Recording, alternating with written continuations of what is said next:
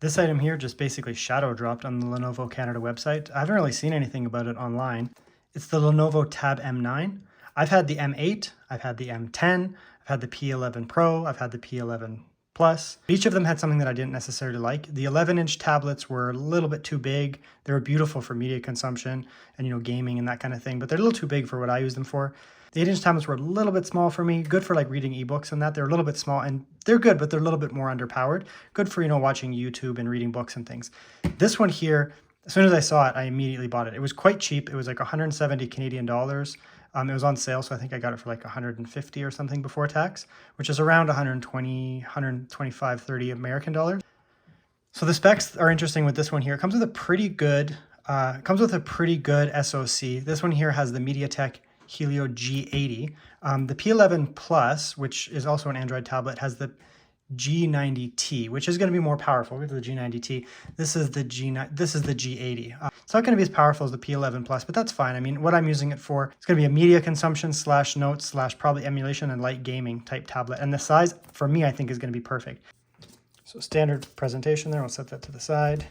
Whatever SD card tray thing, remover, which I actually need in there. And does it come with a charger? Yeah, it does. It comes with the Lenovo charger. These are actually pretty decent. So, yeah. Lenovo charger. I don't need it. I have chargers all over my house.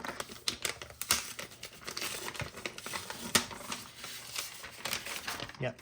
So it feels like the other Android tablets from Lenovo. Nice metal, all metal design, nice and sleek, sharp edges, kind of like the iPhone 4 and the more modern iPhones that you get. Just the same type of design language as that, kind of this sharp rounded edges. So USB-C, obviously, headphone jack. That's probably the mic in, I would assume. Stereo speakers, so you get a speaker on each side. On the P11 Pro, you know, you get quad speakers, but this has one on each side. And I found that on every Lenovo tablet I've used, they're actually quite good. Front-facing camera there, and your rear-facing camera there. You can see there it's a little bit smaller than the M10. You know, I can single hand this. I have fairly large hands, I guess. And I can single hand this no problem, which is perfect, but it's not going to be quite as small as the M8, which was fine, but it was a little bit small for me. And it had, you know, single speaker. This has stereo speakers. So this is something I can carry around the house, take notes on as needed. And for me, you know, when I'm cooking and things like that, I can set it up and watch media. I don't like to watch media on my phone. It's just small. Even though it's a relatively big phone, it's not great. So in terms of the screen, like I said, it's a 9-inch screen. So it's not super big, not super small. The resolution isn't super high. It's 1340 by 800 pixels. So it's an 800p screen. It should be fine. I mean, again, it's not a huge screen. So that's going to be, you know, a Steam Deck is 800p and it's 8 inches. This is 800p and it's 9 inches. So you lose a little bit of pixel density, but it's still quite crisp. Storage looks like it comes to 23% full. So you get 50 gigabytes of storage. You can see there, 50 gigabytes of storage. So it says here Android 12.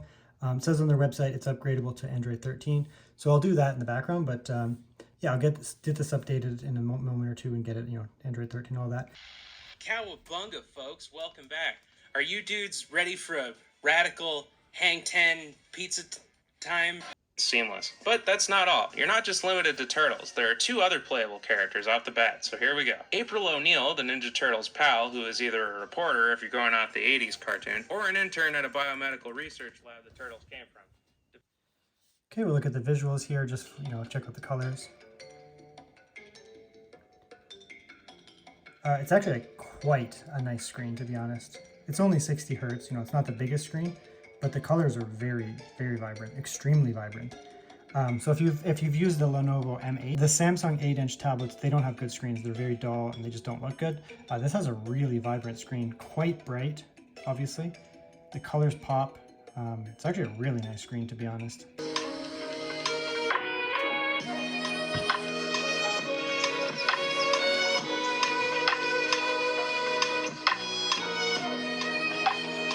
This is very good too. Very, very good, especially for just having 2 speakers. It's loud and it's clear. It doesn't have as much bass as the P11 Plus. Doesn't have as much bass as the P11 Pro, but it's still superb. So this, you know, this is a really good audio tablet. So if you're doing media consumption, it looks really nice actually, and it sounds really nice. So it's impressive, and it's a perfect size. You know, it's not too small, it's not too big. Let's go with medium. We can try that. Medium and high. Let's just see what happens. More demanding visuals and seems to be running well.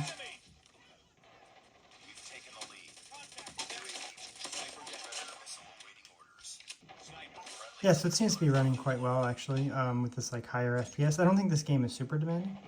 They want a lot of people to be able to play it, obviously. But that was weird. But yeah, it's set up to like high FPS mode, and then whatever the graphics were set up to advanced or whatever it was. Yeah, so it runs quite well actually, even with the max settings or whatever. When I turned it up quite a bit, it still ran really, really well. So yeah, I'd say, I mean, this game at least is running quite well. Okay, so this is Ark Survival Evolved, obviously the mobile version. Let's see what we're at for settings here. So, a medium apparently, and resolution is whatever that is, kind of middling. Yeah, it's a bit laggy like this on this like kind of medium setting with the resolution up.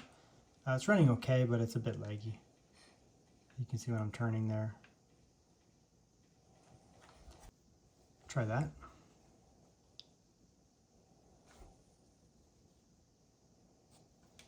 So this is low here. Oh yeah, that's much better. Still a bit laggy, you can see all that popping, which is really bad. But it's running fine now. It's not like necessarily the game is laggy, there's just a lot of popping. I'm sorry, that thing's gonna kill me. FPS 30 obviously. Where's that resolution one? Lowest. Okay, let's try that. This is basically just the lowest settings. I guess we can't use a gamepad.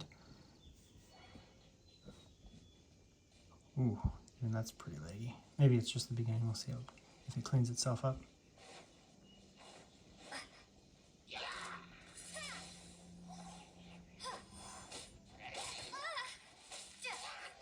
Yeah, you can put it like this. I mean, this is fine. It's actually playing not bad. It's not that laggy. That might have just been some initial pop-in. I don't think I would go much higher than this. It would probably get pretty laggy. But it's actually pretty fine here. This is 45 FPS and then everything turned down, and it looks fine. I mean, you can play like this, no problem. A little bit pixelated, I guess, on her, but the actual environment doesn't look too bad.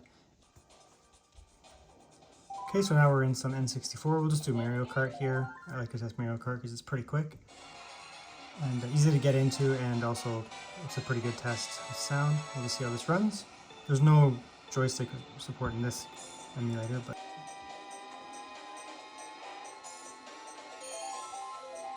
man, does this game ever have rubber banding like crazy.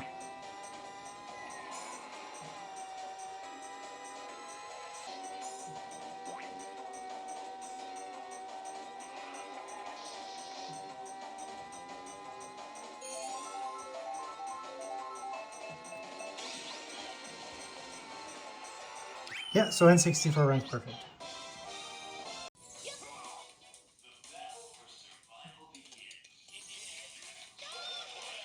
Okay, we'll just see how this runs.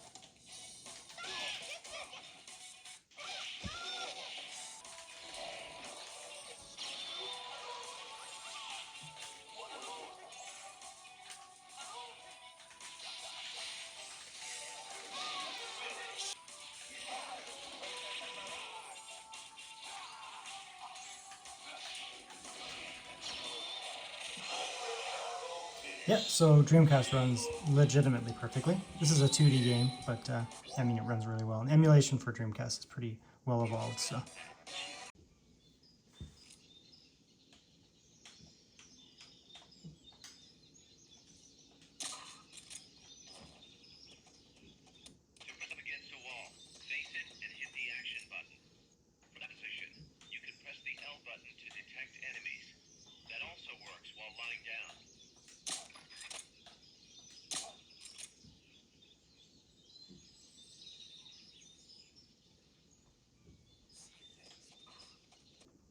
So one of the nice things about DS on a tablet this size is, or a tablet in general, is that you can put it in portrait mode, have the bottom DS screen, the top DS screen on. That's same with, obviously, with 3DS.